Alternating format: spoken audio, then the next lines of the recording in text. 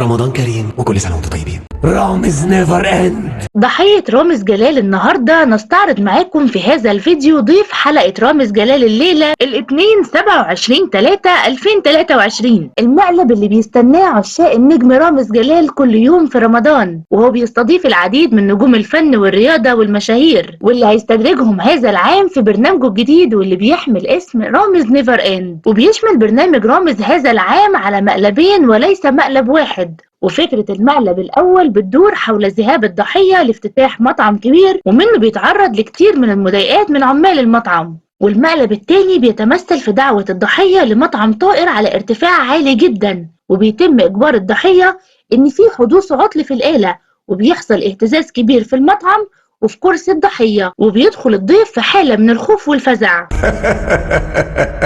وطبعا زي ما كلنا عارفين ان برنامج رامز جلال تم تصويره في العاصمة السعودية الرياض، وكانت هناك اجواء من الرعب والاثارة تجاه الضيوف المفاجئين زي احمد السقا وكريم فهمي وآسر ياسين ومحمد رمضان وغيرهم.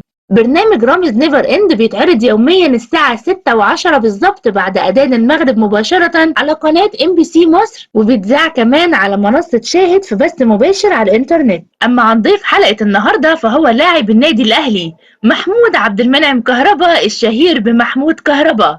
دقايق وهنشوف رد فعله بعد اللي رامز هيعمله فيه، وما تنسوش اللايك والسبسكرايب في القناة عشان يوصل لكم كل جديد.